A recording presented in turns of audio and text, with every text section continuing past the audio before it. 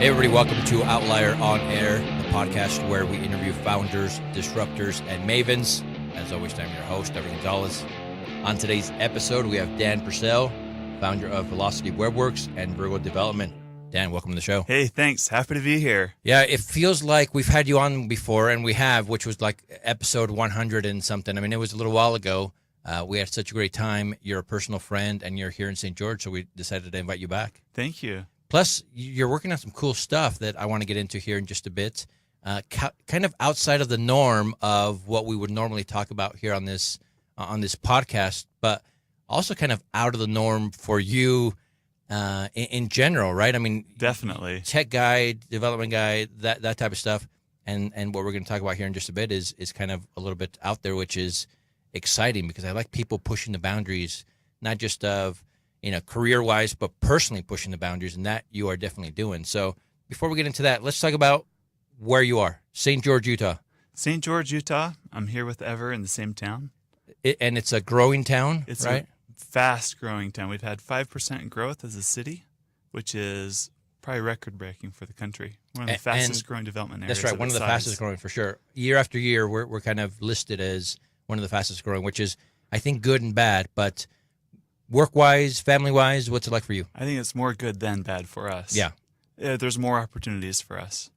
Family-wise, right? Always important for me great. and you, Yeah. most people. St. George is a fantastic place to raise a family. Here to stay for a while? Oh, yeah. Okay.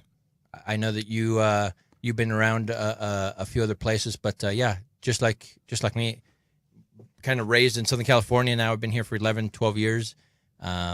Every once in a while we could kind of get the itch to go, but we decided to stay because the red sand here calls us back, and so we're here for a while at least. Definitely. Now let's kind of get into what we brought you in here for. Again, founder of Velocity Webworks, right? Virgo Development, your typical dev shop. Yep. Right? Clients, projects, ups and downs of work and things like that, which we can spend an hour or so on and kind of have a great conversation. And again, for those of you listening, go back and look up Dan's previous podcast episode. He has a great story, one of, I would call it heartbreak and being able to overcome and just kind of pushing forward. And it was a great episode, so go back and listen to it. But here now you're kind of like the phoenix, right? You're back from the ashes a little bit. From the ashes. And again, so dev shop, again, good, bad, ugly, all that stuff. But let's talk about what you're working on kind of as side projects that were side projects, but are kind of turning into a little bit more than just kind of, off hours type of projects. First off, let's talk about the app that you've built. Sounds good. To preface the app, just something I've learned is so important as an entrepreneur is something that's probably not talked about enough, and that's the value of your interpersonal relationships, specifically with your family. Now, there's entrepreneurs from every walk of life and different circumstances and backgrounds, but for me, at least in my experience, marriage and having a strong marriage is foundational for my success in business and in life for everything I've learned. So, kind of drawing on those concepts and realizing there's not enough, I felt, out there to just really dedicated to giving me resources and tools to strengthen my marriage. That's been kind of one of my side projects that I've kind of become really passionate about, strengthening marriages. But right, with everything that you have going on, raising your own family, working, doing all these things, right, interest outside of work and family, right, you're a busy guy. Why this? Why now? Good question. It's a passion. When you're passionate about something, you make the time or find the time to get it done. So a passion to obviously improve your own marriage. To improve my own passion. to help obviously the dynamic there at home. Most people would have stopped at that, right? We study, we read books, right? We look at reports. We try to help ourselves in our own marriage, obviously, to be happier. But you took it a step further. Now you've kind of put this together to help many, many people. Again, not easy. A lot of time and resources put into this. How's it going so far? Pretty good. Let me tell you a little story. So the Let me tell you 2 or 3 stories, Sure. I guess. One of the big changes that's happened in my personal life. Are you okay if I get really Of personal course. on the air here? This is the way to do it. Getting vulnerable here. um, the I've been an entrepreneur for 15 years, running my own business, and started soon after I got married. And my habit was to work a full day as the business owner. Come home, we have dinner, family time, the kids go to bed. My wife is usually exhausted from taking care of the kids all day, so she goes to bed, and I'm up late working. And that's just been the pattern in our whole marriage for 12, 13 years. I've always worked at night when the kids go to bed. And about a year and a half ago, my wife and I had some really interesting experiences, special experiences, which we'll probably talk about if you want me to get more vulnerable later. Of course. And through that, I realized how important my availability, my emotional availability to my wife was to her. How quality time mattered more to her than giving her gifts or back rubs or cooking or cleaning for her, anything, or flowers. Just being present and fully available for her was the most meaningful thing I could do to show my love to her. And it struck me because I think it's kind of God's irony in life that the gifts that the other person wants to receive is the hardest ones for us to give up. Like the thing that's hard. Right? And that was kind of, I realized I needed to make some adjustments in my schedule. I needed to, carve out more time to dedicate to my wife, which meant probably giving up some of my entrepreneurial ventures or my ambitions or desires to really. But it's funny because we kind of wear that as a badge of honor, saying, I'm working this hard for you, absolutely. for the family. Yeah, exactly. But it didn't mean much to her. Sure. What meant more was that. And when that really sunk in, it was a sacrifice for me to give up working at nights. So after the kids go to bed, instead of going down to my office, working on emails or proposals or coding or whatever it was shutting that down and blocking it out and being fully present and just being available. And she would open up and talk, and I'd talk, and just being there for her. So it didn't matter what we did. It was just she knew I was being there together. for her. Yeah. Once you decided to kind of make that switch, how difficult was it to kind of keep that going, right? Because it's a new habit, it's a new pattern. Was it easy for you to kind of fall into it, or did you have to fight it was hard. Yeah. I had to fight it. So I traced it down to the habit I had at work. It's 5 or 6 o'clock. I'm about ready to leave the office.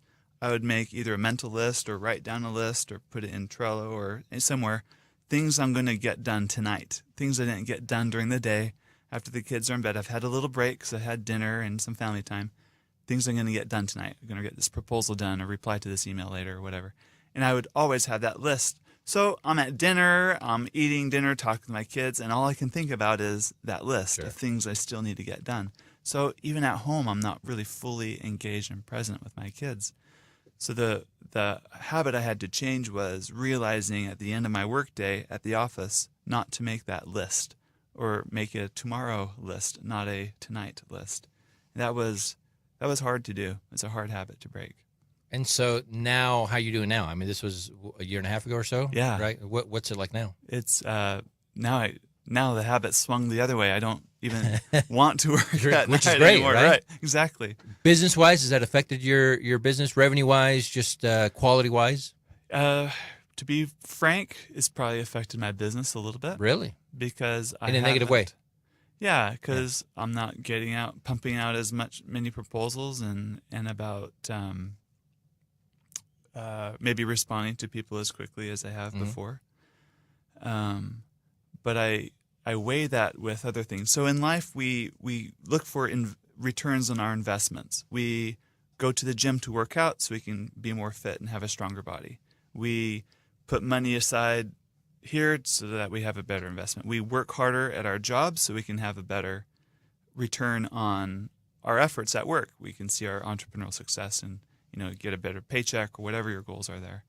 Same with our relationships. But in other words, you put more effort into a relationship and you get more out of it. of all of the things I've invested in, the things that have a greatest return on happiness to me has been my relationship with my wife. It's funny because I've known you for a few years now, and you seem a lot more relaxed, not that this was the case before, but a little bit more stressed out maybe, right? I mean, Yeah. you were kind of always running all over the place, putting out fires, it felt like, even in social settings. I can see that you had the weight of running a company with a ton of employees on your shoulders. That's different now, but company-wise, it's a little bit different now. But even then, that weight doesn't seem to be on there. I'm sure it's there because you're a business owner, you're an entrepreneur, but right, you seem to be focusing on the right things now. Where I don't know, you feel lighter and happier and like ready to run marathons, which you just did this past weekend, right? Yeah, I did. And so that alone is worth, in my opinion, I don't know, a little bit less at work, right? Right. A little bit less revenue, a little bit less of everything that's surrounded with that, because, right, family first, in my opinion, over anything else. Definitely. Another detail is it also forced me to look at my workday and learn how to be more focused and effective while at work, knowing I don't have that cushion of Sure. evening anymore. Sure. So in some sense, my work day became more productive while I was at work, as a side benefit to knowing I'm going to be devoting my evening to my family and my wife. So now that you have the app, let's talk about what's in the app and how it specifically helps strengthen marriages. Sounds good. So one of the things that I've learned in my personal journey is how important a healthy sexual relationship with your wife is. There's a lot of, I felt there wasn't a lot of stuff or good material out there that help promote healthy and fulfilling sexual fulfillment in marriage, which is extremely foundational to a happy marriage. That's such an important aspect of a marriage relationship. And needing, so this whole app idea concept isn't my own. It started with I got a call from like a client would call saying, "Hey, do you do apps? I have an idea for an app. I want to talk to you about it." And thinking they wanted like a video game or some sort of interactive app. I didn't know it was going to be a bedroom game app. Sure. But after talking with them, and I come from a very conservative Christian background, and where, bless my parents, great parents, but sex was not talked about in a positive, wonderful, fulfilling, exciting way. It was always the don't do it conversation, not the look forward to it because Sure. it's going to be great and this is how to enjoy it type conversations. It's funny you mentioned that. It's one of those things that I've always thought was weird about our backgrounds. We have similar backgrounds, right? Mm-hmm. Growing up, sex is bad. Don't do it. Your wedding night, okay, now it's okay to do it. But it's weird and hard to kind of just switch it, saying, okay, now we haven't talked about this in forever. I don't really know. I mean, I know the basics, but there's so much more to talk about, and being kind of in depth with emotions and things like that it's hard for some young people to kind of get into the groove or even feel comfortable with their own bodies and let alone somebody else's body to feel like they're doing something right and I don't know, feel comfortable with it, I guess. Right, definitely. That's and I think many marriages are missing out on something potentially amazing and beautiful. Or it takes them a long time Right. to get into that. Or find it. Or some never find it. Yeah. And how a great sexually fulfilling marriage kind of paints over or rubs, it softens the edges. It takes care of a lot of problems in and of itself when you have that good foundation. So you put the app out there, right? You put some heart and soul into it. How's it doing now?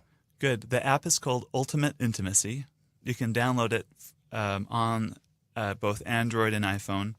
You can search Ultimate Intimacy on the app stores or go to ultimateintimacy.com. And it's been doing great. So it's been out 1 year and 1 month. We've had over 40,000 downloads, which for us has been a great success. Sure. And it's really exciting. And so the app has informational content plus ideas for creative games, lovemaking. Exactly. Yep. To make it kind of fun and exciting. What kind of feedback are you getting from those that are out there that have used it? Really positive feedback. Just great reviews, and couples write in saying like, thank you. We've had a great time tonight because of this. So let's talk about this. If I can briefly mention a few components of the app. Absolutely. The main component is a game. It's a bedroom game, if you can imagine. It's full of hundreds of different cues and prompts, I guess, and there's a timer, and you take turns. The husband goes first, or the wife goes first, and it might be like, give your wife a back rub, and then the timer's up, now it's her turn, rub his feet, or whatever it might be. You kind of go back and forth, and it kind of builds up in intensity as it goes on. And to my knowledge, no one's ever really finished the game before. And so just to kind of paint the picture a little bit, literally, it's not a graphic type of app, right? You're not going to be able to download it and see graphic pictures or that kind of content. It's again, it talks about the it's clean. It's clean, but it does get into specifics. Very specific, sure. Yeah. Like put this there and then do this kind of stuff. And again, because of your background and things like that, it makes sense. And there are people that are looking for these type of apps or resources, but still don't want to get into the full-on, don't want to look at a porn site or something for tips, or even some of these magazines that are a little bit too much sometimes for the typical conservative Christian type of marriage. Exactly. And so you're kind of filling that void a little bit. Right. And porn is a lot of times fake. It's all about camera angles, and it doesn't create a sense of intimacy. Like porn stars go on and comment how they don't, like kissing is a big no, or cuddling, don't cuddle. But in an intimate marriage, cuddling, kissing, caressing, talking, communicating, sharing and opening your heart, that's all part of creating a beautiful intimacy. Sure. And it's not all just about sex.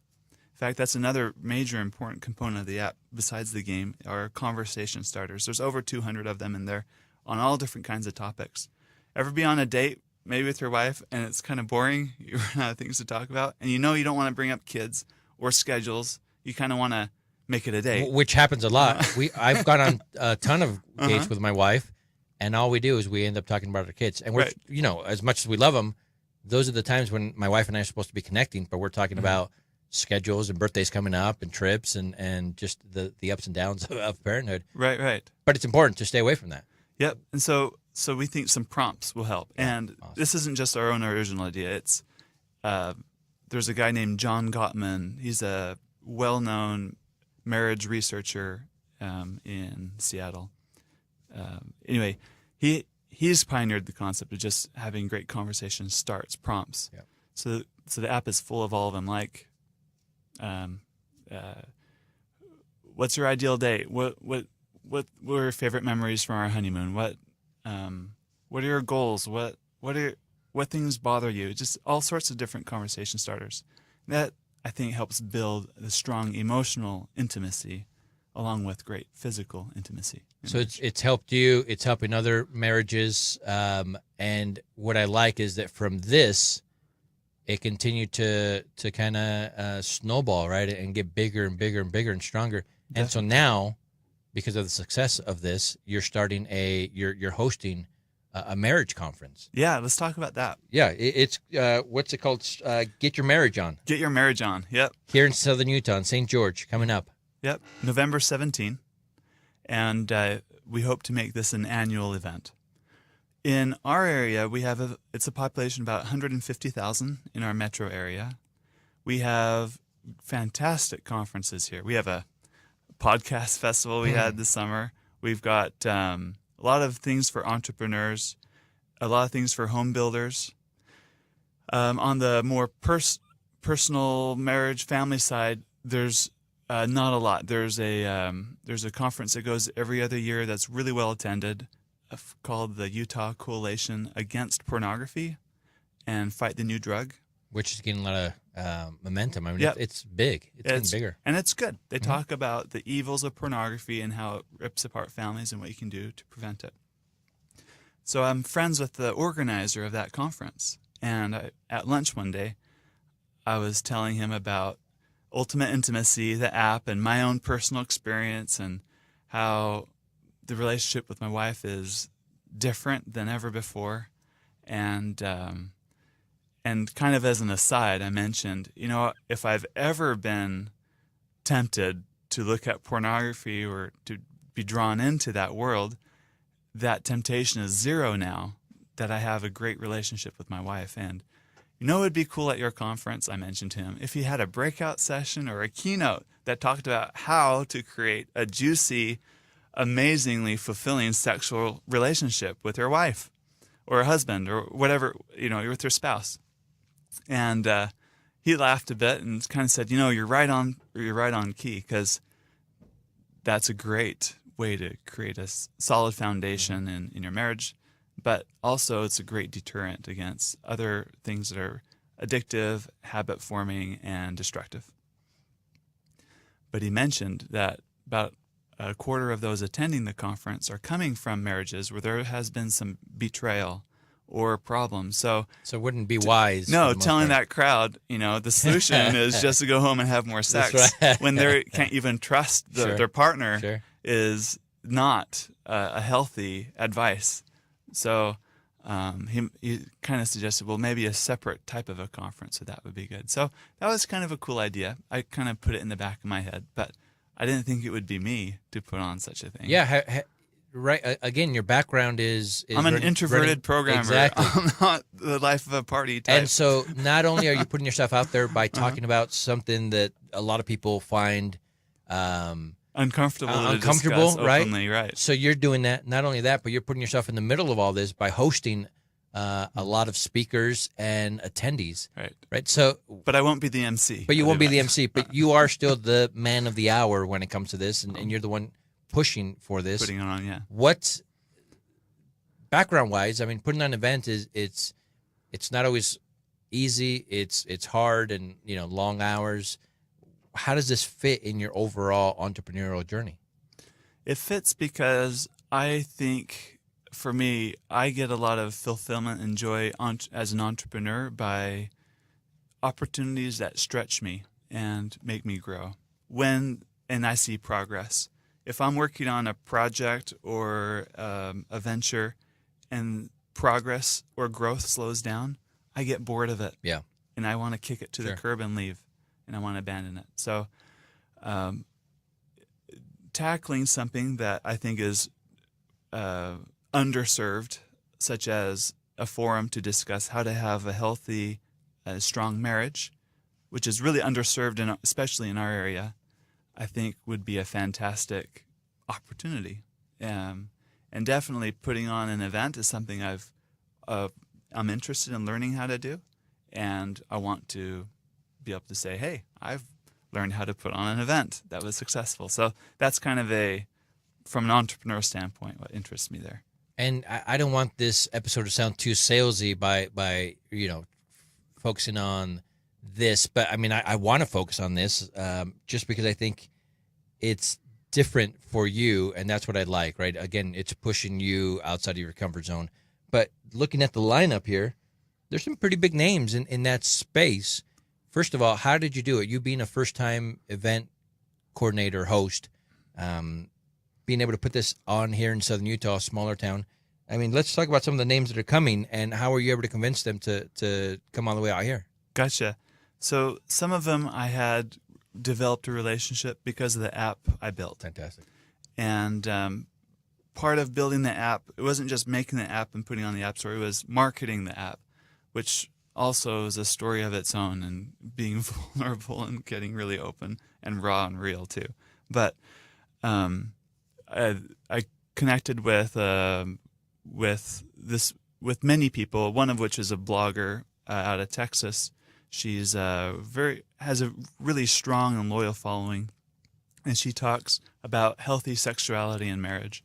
And she's also very funny. And she mentioned that she's going to be doing public speaking now, and you can book her. And I thought that would be a great opportunity to invite her here. So I emailed her, and she replied saying she's interested, and that's how we got her. So she's Jay Parker of Hot Holy Humorous. Fantastic blog for anyone to read who's interested in having a hot and holy and humorous sex life. so she's be perfect for this audience. The other big name is Tara Carson from the Dating Divas. Huge following. Huge following. Their website has upwards of 2 million visitors a month. That's a website dedicated to continuing to date your spouse after you're married, and how to make marriage exciting. It's not all about intimacy per se. It's about prioritizing your marriage and making things exciting again, and making your marriage fun like it was when you were dating before your marriage, type of a thing. Full of a lot of creative ideas. And there's 30 women that work in that organization, and Tara's the owner of it. I emailed Tara and asked if she'd be interested in speaking, and she said yes.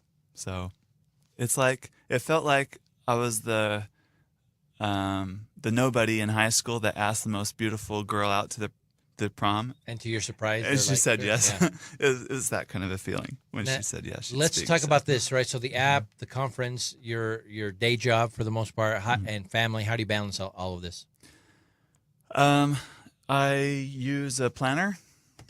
This one. In fact, you introduced me to this. I use that as well. It's called the Best Self Journal, and I absolutely love it.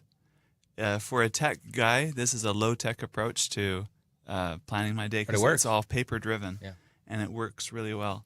So it comes down to blocking aside time. Another thing that helps is I'm not alone in this. My wife and I are putting this on, and then we have another friend. She's a big part of it too. I talked to her about the vision, and she wanted to be a part of it too. So she's jumped on board and is helping things. We organize things in Trello. One of the strengths that my wife has is she's really good at figuring out step by step what needs to be done in the right order. That's my weakness, where my strength is more like the big picture and the vision. So we work really well together in that aspect. I want to talk about some of the challenges. We talked about you coming out of your comfort zone, so maybe not that, but what are some of the challenges that you're facing as you're trying to put this conference on? Coming out of my it's out of my comfort zone. That's your number one, honestly. Number one. Asking people for money to donate as a sponsor is also hard, or asking people to buy tickets. Knowing what to price it at is always I think that's a struggle for all entrepreneurs. We have well, most entrepreneurs, how to price things, how to position it. Yeah. That's the hard parts. The easy parts are like the logistics of it, right? Probably. Yeah. And like the vision of how you want it to like feel or come across. So what? The brand is the easy part. As of this recording, we're like 40 days out or something like that? 40 days out. How's it going so far?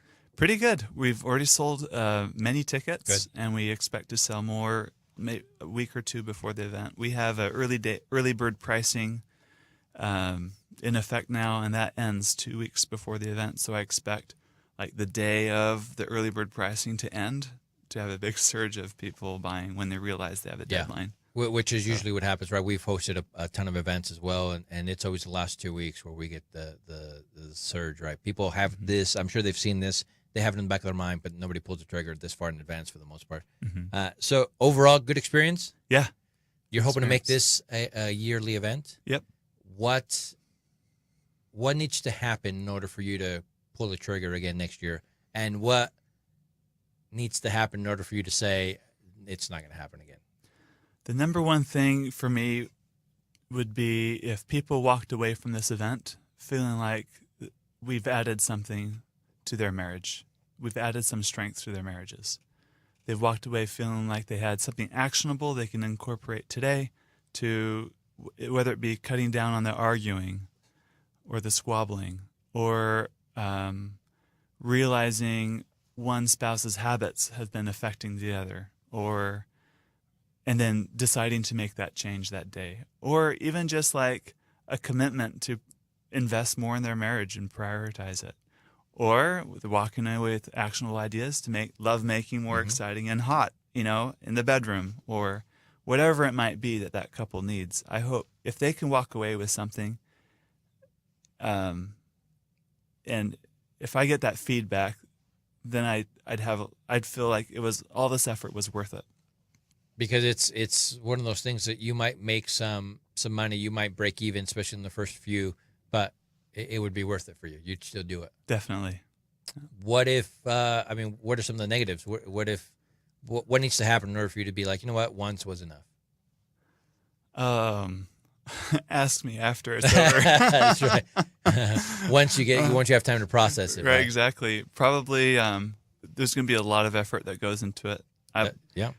Even now, I mean, you still have 40 days. So I have to balance my regular work of running a tech company, managing employees, clients, and running this. And I can only imagine the week or two leading up to it, I'll be devoting a lot of time to making sure the conference is successful, and not as much time there. So I just need to balance things well to make things work out well for everything. So what is this all going to look like career-wise, app, conference? What is this going to look like in 3 years?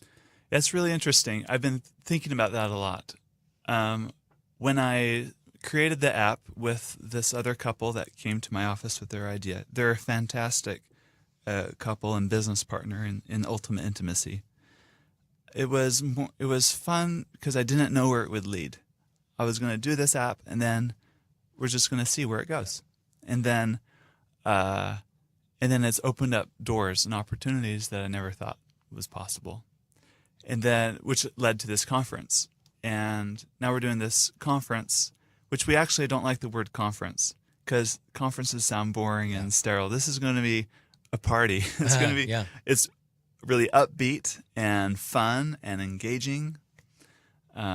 It's like a date night event, what we're putting on. So yeah, I mean, literally, it starts like on a Saturday night p.m. at 6 o'clock. Yeah. Yep.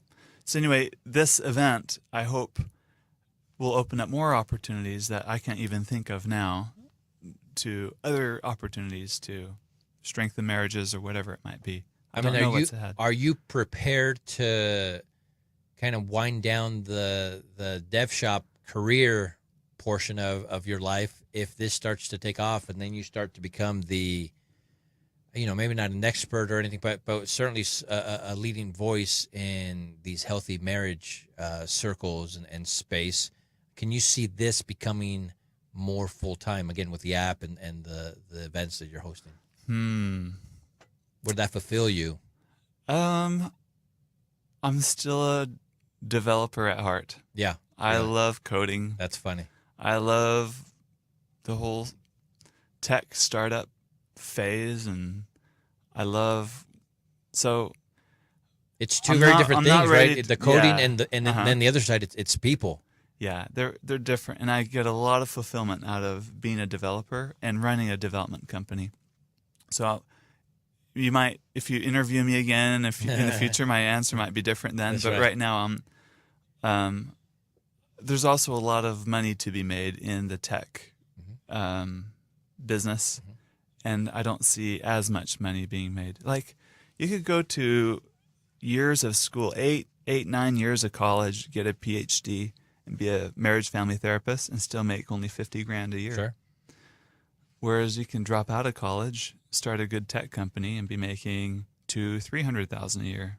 There's just more opportunity revenue-wise for that. And I'm not even talking about being a therapist like that, but you putting on these conferences. I mean, there's big money in conferences, right? It's a multi-billion-dollar industry, and something for this specific can kind of lead you in a lot of different ways too. And now it's just a matter of managing people and managing the details and logistics of it. Definitely. Yeah.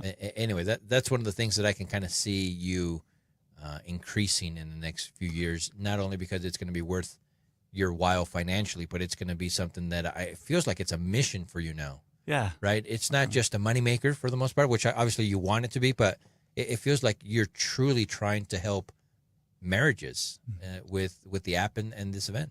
Yeah, definitely. Yeah, it is a mission.